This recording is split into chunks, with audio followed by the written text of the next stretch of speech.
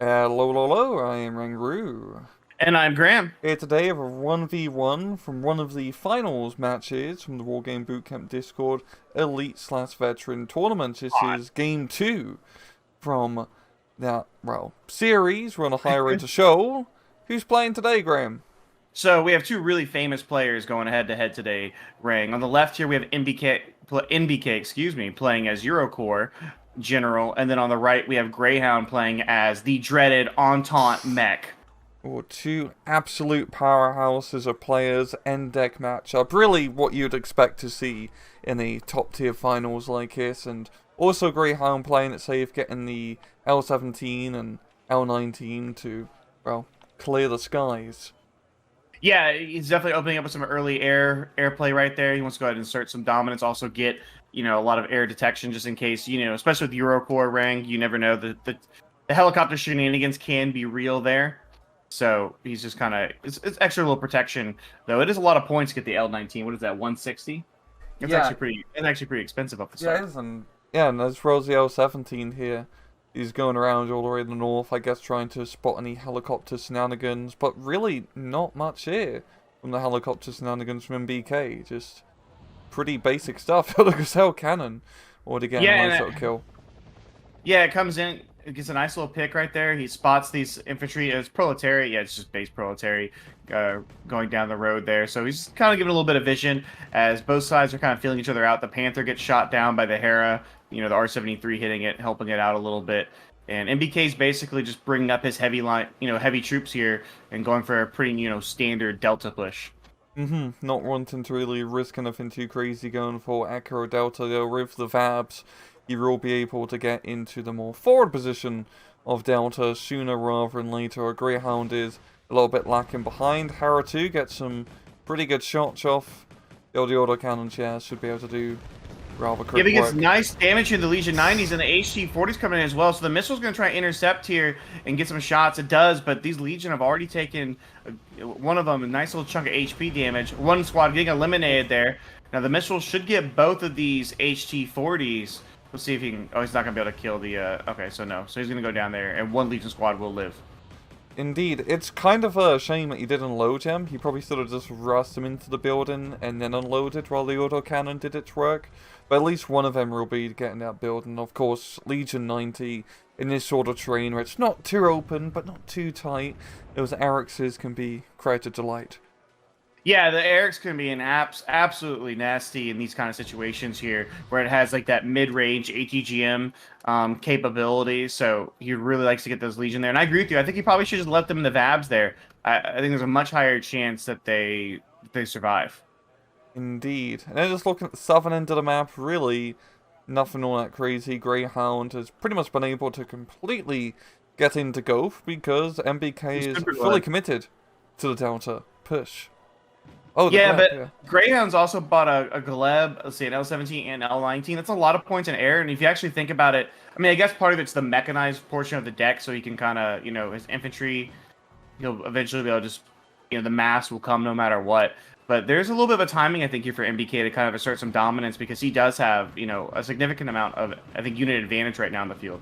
Yeah, and with air power investment, it's pretty clear to see when your opponent invests a lot in airplanes flying right over your head. So he should hopefully notice this, take into account, and I mean, he's gonna have to make something happen in the middle because he's completely given up Gulf, and especially for M84, which already is in a pretty damn good position, Greyhound can really leverage the southern side. Yeah, and the Gleb with both ASFs up is going to be really hard to deal with for the time being. Well, one Kratal and an empty VBL Mistral. I should say the Mistral. I said the VBL. It doesn't really. That's not really a big.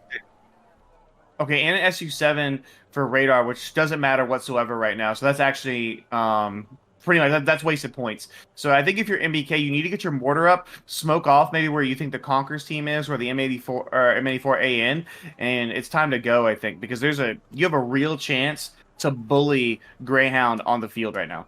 Yeah, because like you said, with mechanized, they can just slowly build up, especially if Entente, a very scary infantry force. And he needs to try and, make something happen in the middle, like you said, like something into Bravo here. But goddamn, another aircraft? Is he I think he's like, I say he's tank phobic, but he's got a few M84s already. And actually, he misses a little bit with there. I mean, that might be the best bomber in the entire game, right? The Czech napalm bomber. Okay, so no, they made for it and then cleans it up. So all the Rema are going to die there. That's a really nice pickoff, and this is something that, you know, planes can have a compounding effect, Ring. There's a portion where you could say, hey, you've overinvested and you're vulnerable on the ground.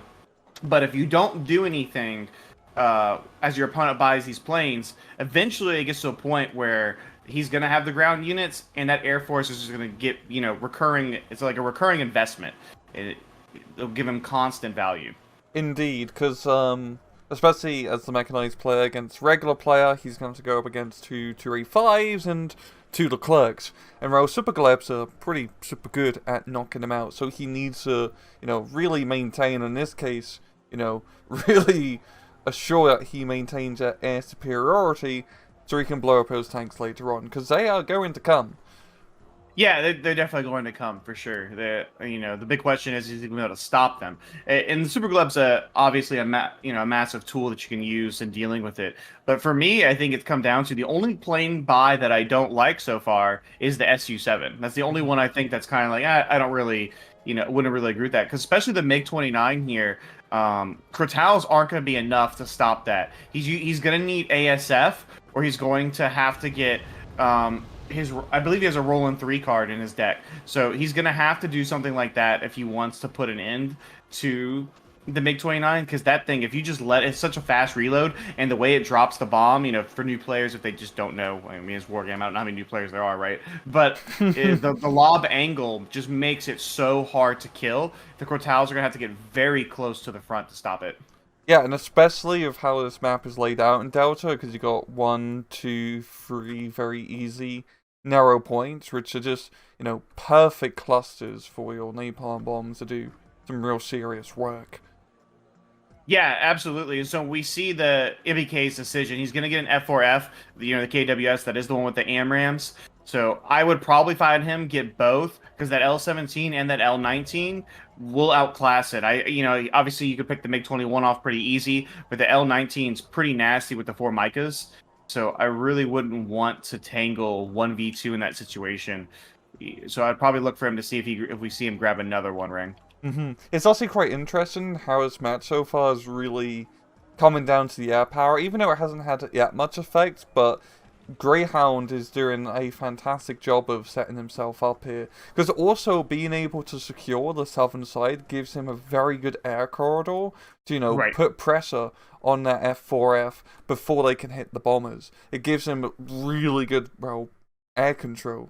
Map air control. That's actually a really good point. I hadn't even thought about it that way immediately, because the entire southern side is under his control. He has he knows that there's a whole area of the map. I mean, what is it, almost a fourth of the map, where there's no AA whatsoever. And so those planes can use that, essentially a base, to go in and out to launch their strikes. And now he just has a screen for the fighters. So that's actually a really good point. I hadn't even thought of it that way. And with the M84, you know, guarding Golf and Charlie, recon and fire support, he's done a pretty good job of really boxing NBK and Echo and Delta. We've seen NBK, he's buying a decent amount of stuff, but he can't bloody move anywhere of it. Oh, and so both F4Fs are now out, and so now you look to see if he can get a pick here, and you don't want to go too deep, and it'd be funny if the silo got a hit off the misses. So, but it does force the immediate evac, and so it's going to be kind of a dance between the two players, where who's going to take the advantage. And like we know, you know, a lot of times, Rangas, we've casted a lot of Wargame that typically snowballs. So whoever takes the air advantage is going to be in just a massive lead at this point. Yeah, especially against Eurocore, as they only have, the 2 F4Fs. So if they lose them, that's kind of the air all done. While Greyhound can really fall back in L19s, the MiG-29s have decent air-to-air, the L17s. He has a lot to fall back on, and he really just has the numbers advantage, like, so far, and he's really taken advantage of it. Those MiG-29s are coming in hot and dropping hot. When you can even use the MiG-29s, because they do have... Oh, so this is a really big here. If the AMRAMs could connect... Nope, too far back. Yeah, he didn't have the F4F, so because of the evac order, so the L19, there was a chance there for a pick. He doesn't get it. And even here, you know, for Greyhound, a Cub, you know, one of his Cub M4s wouldn't be a bad buy, because there really isn't a lot of exertion on the ground here by NBK, which surprised. And actually, look, he bought it. See, Yeah. I'm a genius. I'm a top level Wargame Red Dragon player. Proof right there. You got the mindset locked down. But yeah, we were talking about how you took the Cubs instead of the Nevers before the match. But honestly, I forgot about just how Gucci the Cubs stats are. Of course, you don't have the IR missiles, so you do have to micro it. But well, considering this is the finals for the Elite Tournament, I would assume these players know how to micro read RAA. Yeah, I'd be curious if someone could answer. Maybe one of the top players that watch our cast together. If someone could say in the future, "Hey, why would you take the Cub M4?" Because it is great. I agree, but I don't know. Is there like? I think the range is very similar. Is it up between the Neva and the Cub M4? I think it's roughly the same. It might be accuracy. I could see that being the big one. Would be accuracy, but it also has 4 missiles to 3, right? Mm-hmm. So I don't know. It's obviously I think it's a minor thing for most players that would do it. But I'm just kind of curious why Greyhound took the Cub M4. Because we're a pro never on this casting channel. We are never say never. Facts. That's how I live my life. But NBK is now responding to the golf situation, but I feel like this is really late. Like this is a very these are Vabs with, so I think that's Legion in those Vabs. Yeah, we're talking Legion or Rima. Yeah, one of the two. We're talking 13 minutes now where golf has been completely uncontested. And so Greyhound's pushing up into the triangular forest here, which is really all he needs to do when it comes to Delta at this point. Because Echo's kind of a no man's land based upon the positioning of the units, and he can, both sides, I think, contest it. So Greyhound has just so much of the map under his control right now. Yeah, he's just done a fantastic job of that map control, and the planes just really keeping everything in Delta locked in. Look for see if the first pick can come here. The F4s are gonna too late here. L17 is gonna come out, but the L19 was backed up, so this L17 could be bait as well, maybe to get them into the Cub M4 range. That could be actually, because it's only really a short range fighter, and you can really afford to be losing those L17s, L19s. Bit of a different issue here, and like we said, only 2 F4s. He knocks both of them out. There goes the fighter aircraft for the entirety of NBK's deck. Yeah, and when you invest so much into your fighters right there, you need to get some form of value out of them. And right now, both sides they're purely for screening each other's airspace. At some point, there's going to be a clash between them. We do see a prom opening up, and around the Echo Delta divide here. It looks like Greyhound's going to try and get some infantry into that town. So some Panzergun's going to get in there, but the M84AN's above as well, and I think he has the ability to fire into that town, depending on how the smoke, plays out there. But I think he should have an angle of that house. It's quite interesting actually, just taking a look, back up into Echo, and Greyhound has done a pretty good job of clearing it out. There wasn't really anything too crazy up here, but he's starting to get some even more map control in the north, which could really pay off well, especially considering, he's not taking drugs, never mind. He only got the Concours M's. Yeah, to the Concours M's. Yeah. So also, why would take the Concours M over the drug? Is it purely range? Maybe, I'm guessing he just wants the heavier ATGMs for dealing with Does he take them vetted? Maybe? Oh no, we're pro taking drugs on this channel as well, just to let you guys know. Very pro drugs. Mm-hmm. Oh, the F4s are engaging. They get hits on the MiG-20, and it gets away.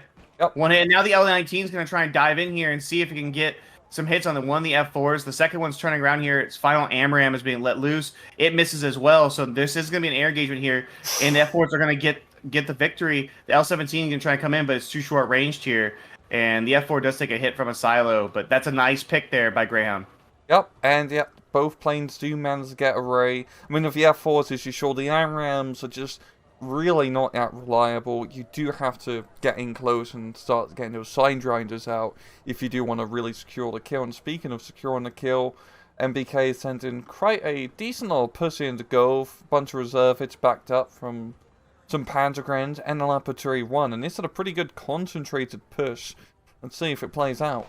And at the same time, backside Charlie, he's going in with some both Rima 85 squads and the Vabs, though he was discovered there. So we'll look to see if the HT-40 can clean that up before it threatens the CV. We got the Super Collab as well. Oh, he's going in trying to knock out the Oh, Vamp without TV the missile. M84 just died to the Tiger. So this infantry push is going to go in here. We see the Maru 2's coming up as well, and this should allow MBK. This should be enough force to let MBK at least get a foothold again in Gulf. Yeah, I actually really like how he's pushing from the Delta position, because you don't really see people push from that area, and he's actually starting to leverage his forces here, which have been pretty much doing nothing this entire match. But at the same time, Greyhound is already starting to actually put some pressure onto Delta, and you're seeing a few units are being forced back here to try and deal with this little incursion. Yeah, I think NBK's decided that Greyhound can't be strong everywhere right now based upon what he's seen, and that's not a bad, that's not a bad bet by his part. So by concentrating the majority of his mechanized forces, going from the angle he did, like you said, Ray, leveraging his position in Delta, it's given him already a strong foothold in Gulf. And let's see how far he can actually take this. So there's Proletary, but it was not Proletary 90 though, and Mechanovas. So, but the Panzergrenadiers get caught in the open here by the VVP, and they're just gonna get torn up if they stay there.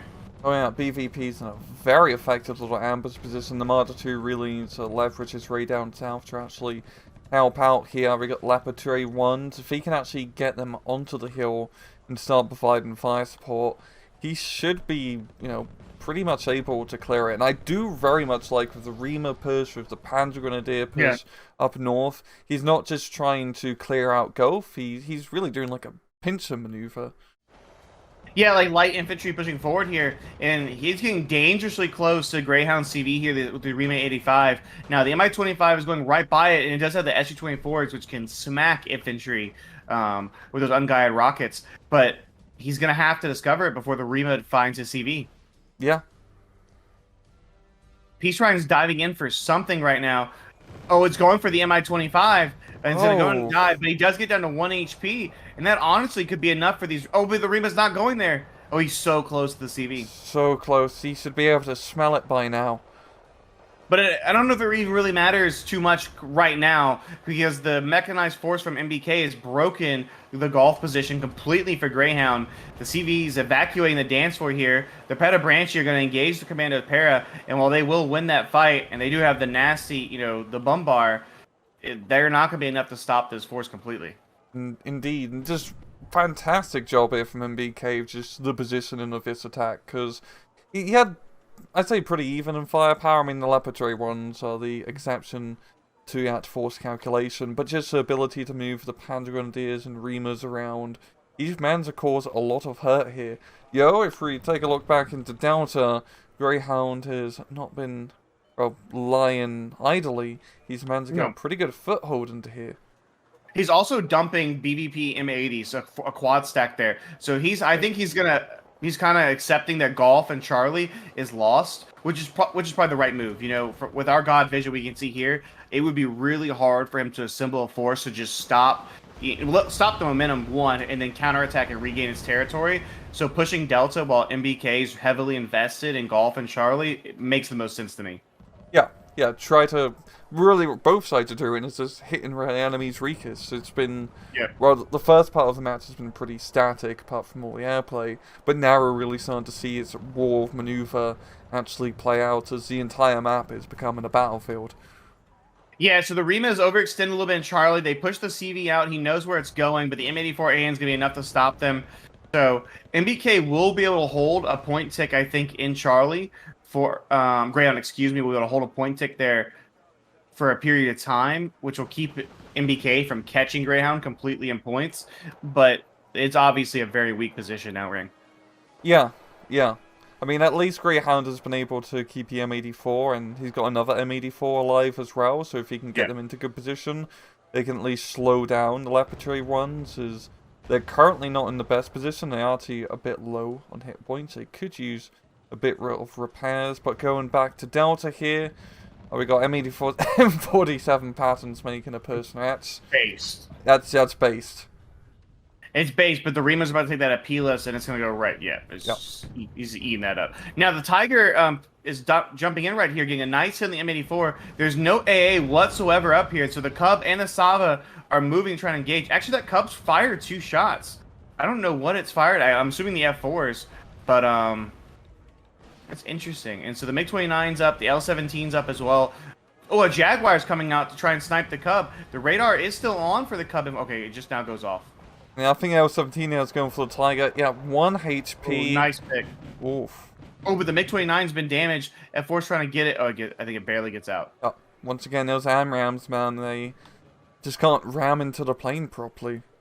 No, they kind of, they do so well, and then at the very end, it seems like they're locked in, they're ready to go, and then they just miss right at the last second. That's kind of always, like, the downside of taking the more, like, mid-range fighter, so to speak, compared to, taking a Raphael. Because, yeah, it's bloody expensive, but for those important, long-range snipes where you have, like, 5 to 10 seconds to finish off an airplane, it is much more consistent. Yeah, it's 100% agree with you. It's definitely, you see right there, if you swap those two fighters out, and considering with the points that they both spent in the first 10 minutes in fighter planes, I really think he could have afforded, 2 top-end fighters versus 2, more mid-level fighters, and that's probably a dead MiG-29 over it living constantly. Indeed. But this push into Delta is really going quite well here for Greyhound. The BVP Mechanova infantry are making their presence felt, and, well, especially the BVPs themselves, as they are just annihilating everything here. Well, they're the heaviest vehicle here, Rang. I mean, the Marder 2 is going to come up here, so, he's going to, say something about that. But there's 4 of them, these Mechanovas pushing these Rima back, and there's no armor here whatsoever for NBK. He's have to think of seeing the Leopard 2A1 over there or something. Yeah, he needs some heavy armor, because, well, the BMP we have at home is actually pretty damn good.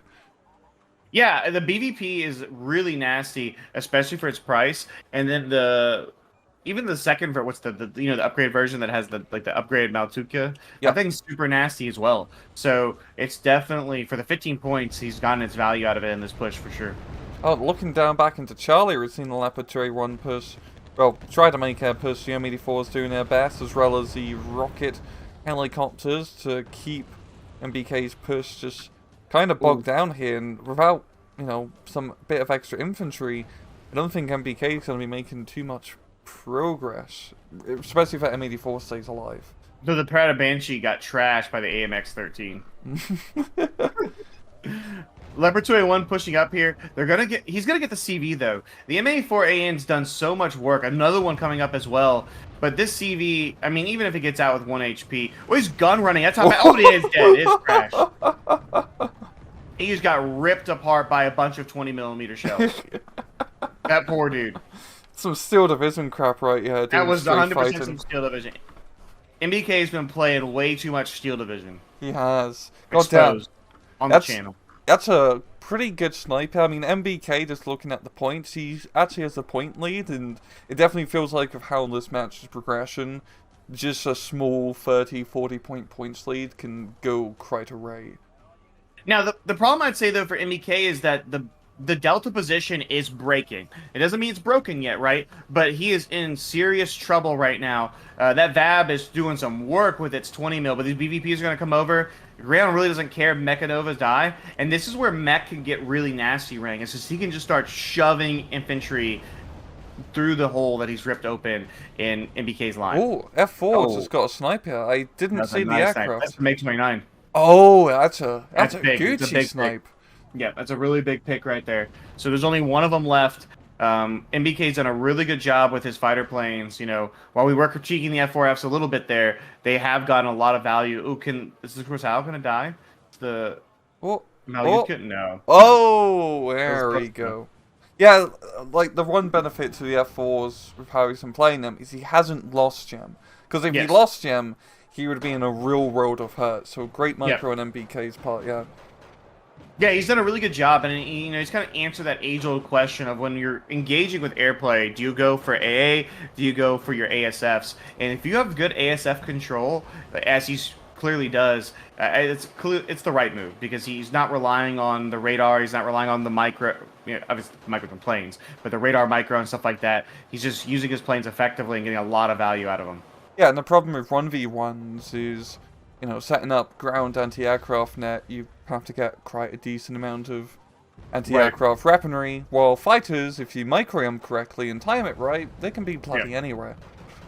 Yeah, 100%. Once you learn the patterns, how the planes move, how they interact on the battlefield, which Wargame is pretty simple, I think, to learn. Warno. But it's like you said, in a 1v1 for sure. Typically, I think going for the ASF is the right move.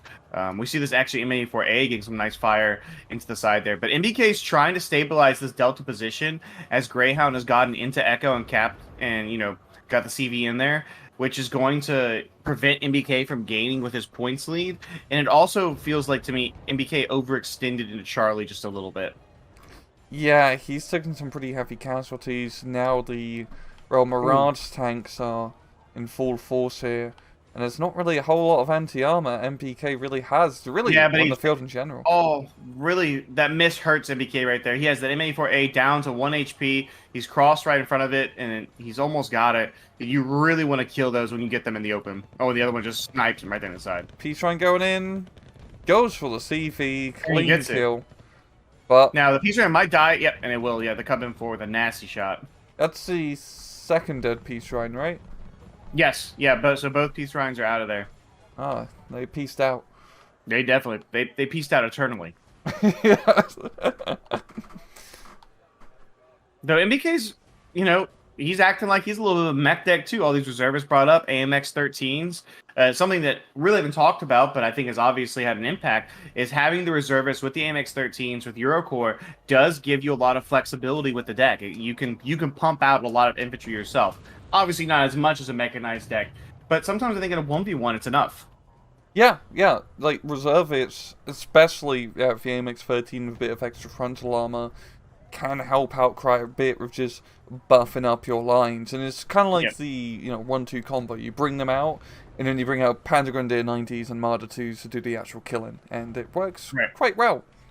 Yeah, it's worked very well for a lot of these engagements for NBK. The Greyhound now, recognizing across the map he has momentum, though NBK is clearly trying to switch that in Delta, and so he's taking the initiative from the Charlie Gulf sector, and he's going to push back in here, and while I'm not sure how far he's going to go, he's going to have to probe it out and feel it. That's, 15 Predator Banshee up there, and those poor reservists do not want any of that smoke.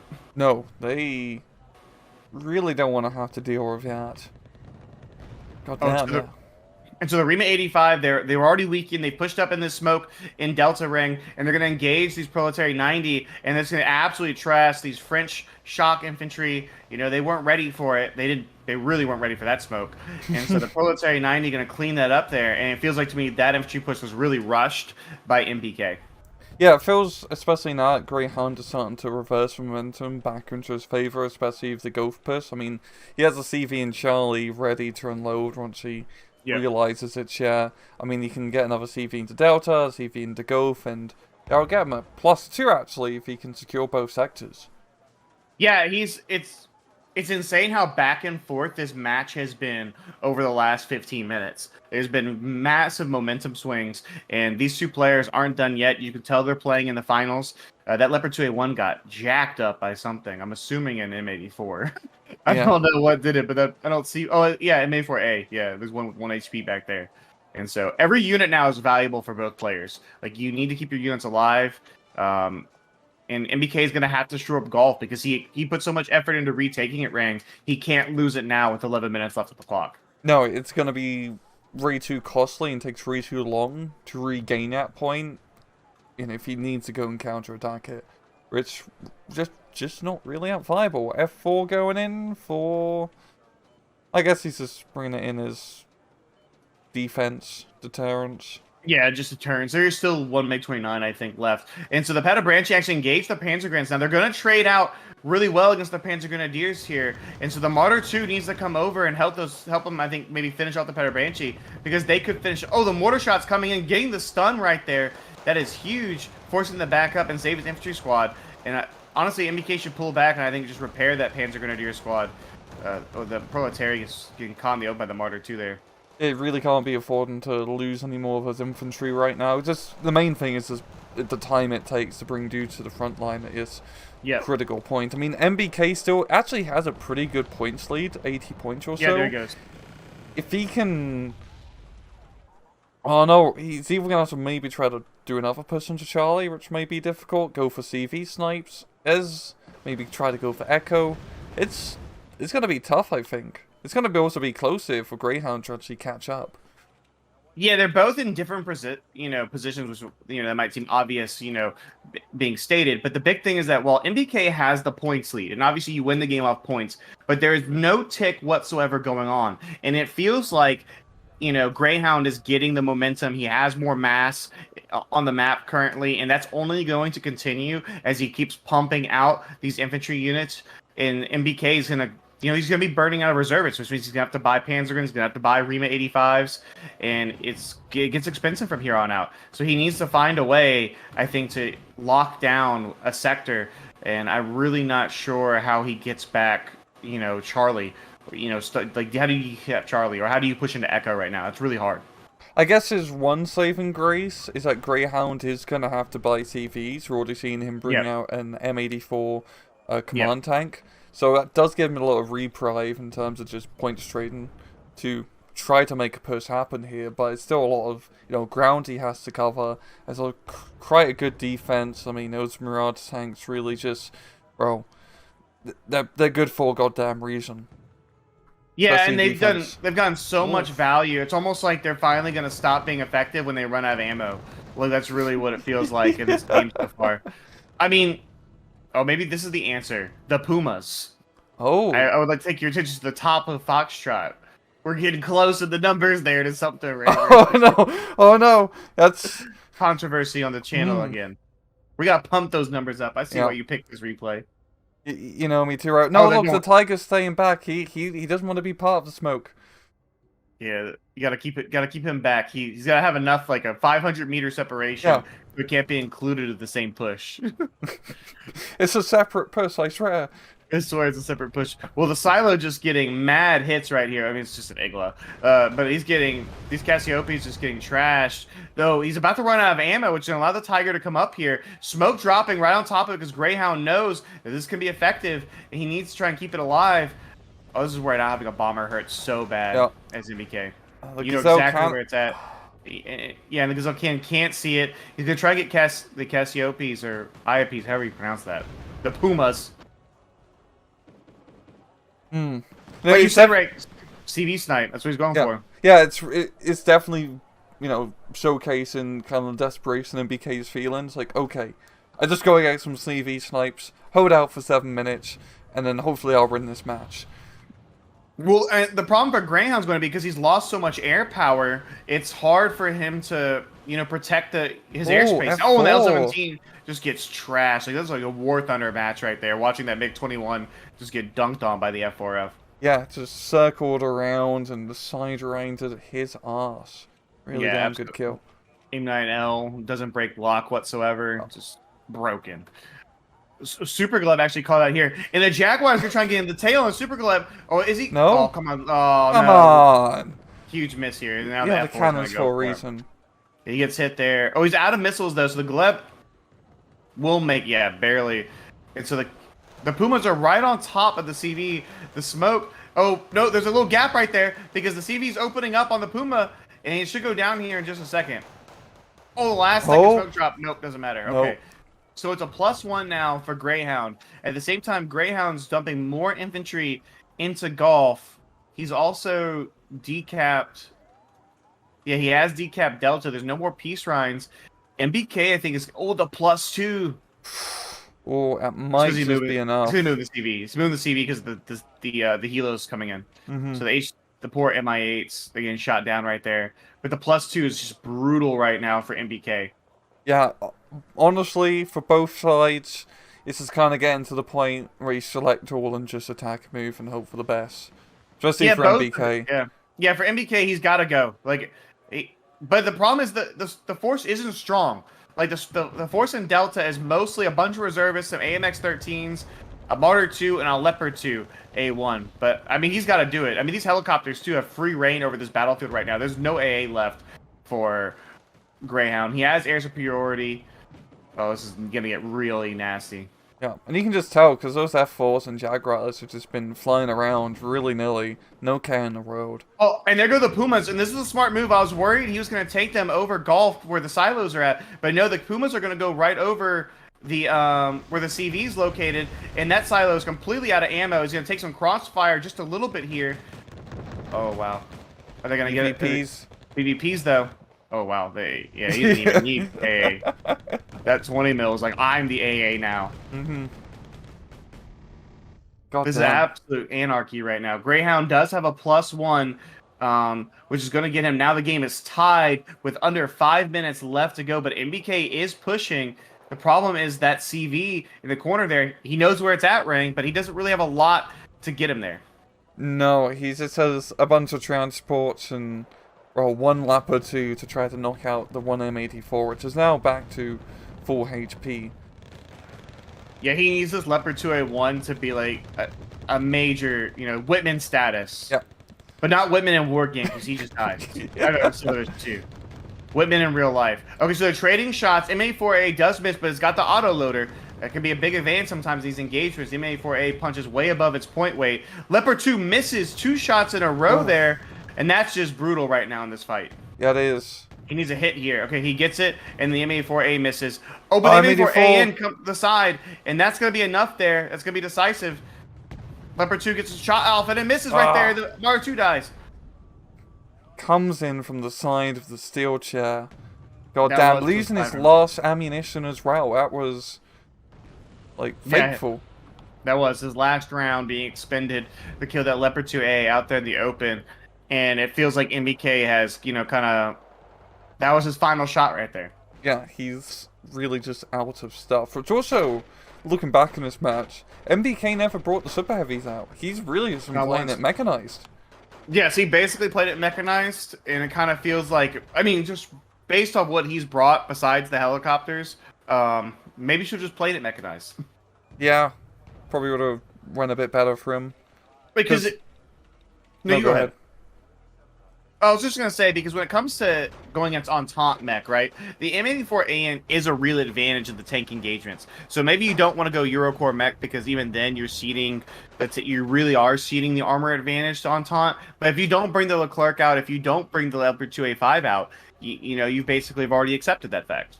Mm-hmm. Because, yeah, your 2A1s just do not trade effectively against tanks with basically suppressors on them. At the same time, the terrain of this map doesn't usually benefit super heavies. We've seen time and time again people bring out like A2 Abrams, SCRV 121s, you name it, and they just get blapped from the side from something silly. Nice kill by the Tiger there, but it just feels like it's too late. Yeah. Will the Tiger won't come from the side, excuse me there, but he can't actually... Doesn't have vision. Oh, and the Super Galeb with the R60M snipe! Anti-air and anti-tank. Yeah, he said, I'm not here to kill tanks. I'm here to get air-to-air kills. Mm-hmm. That is like some War Thunder shit right there. That is. They need to add some of these planes into War Thunder eventually. Definitely the Super Galeb. Oh, yeah. Oh, he barely made it out. Once again, another plane just barely making it out as the AMRAMs get one hit, but not able to get 2 or 3.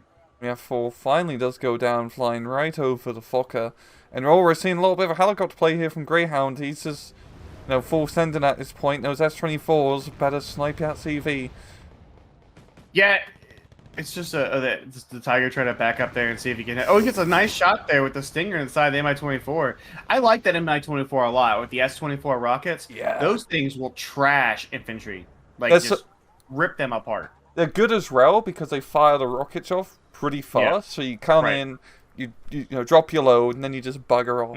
And then you cause a whole ton of damage. Even against tanks, they can do good with those rockets. Just dropping in his load real fast. Mm-hmm. Oh, the CV is now the front line against the Mechanova.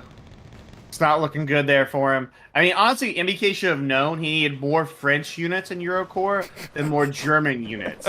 Like, this is an NBK problem right here. He should have known better than this. He's too experienced to get the game. More French units. You should have just played France only, really. You don't need any German units.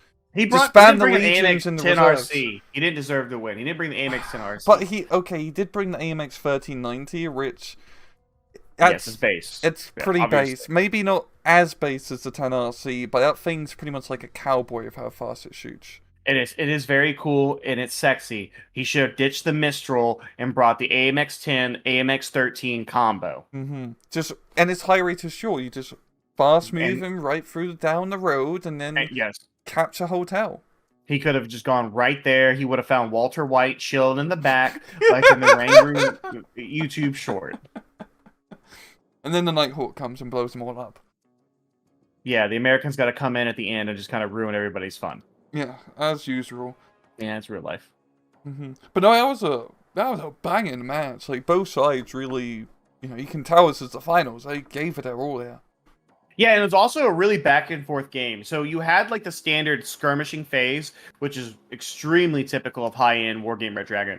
But when about that 15-20 minute mark, they just started throwing blows. It was like a stand-up, heavyweight boxing match, and they were trading haymakers in the middle of the ring. And the problem is, I think when you're unspec'd against Entente, you really have to trade better, because if you start trading negatively against Entente, more than any other deck, I feel like in the game, they just become, there's too much mass, there's too much momentum, and we saw it there in the minute NBK overextended into Charlie and kind of just went a little too far. It's too much Guderian in his play right there, and it just didn't work out. Yeah, those ANs punish you. Yeah. If you cannot deal with him effectively. I mean, they rent through all their ammunition. That's how bloody good they were.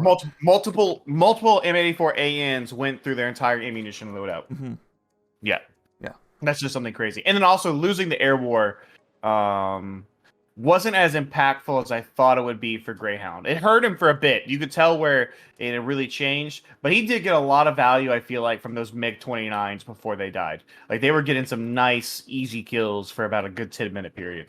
Yeah, it was definitely suppression and keeping NBK bottled up in the center, which kind of allowed him to do that, initial maneuver down south. But also, yeah, good job for NBK using his 2F4s quite effectively. I was expecting him to get blapped much sooner. Yes, it was just further proof that he brought the wrong ASF. He should have known it's Eugen Systems. There's only one right answer. French bias. That's all I got to say. That's all I got to say on the matter. Well, expect to see some more games from this final series. And you have anything else to say, Graham? No, I just want to say it was an absolutely awesome match to cast. One of the best I've seen in a while. And the two guys showing why they're two of the best players in the game. Lovely jubbly. Well, in that case, thank you very much for watching. And as usual, please just take it easy.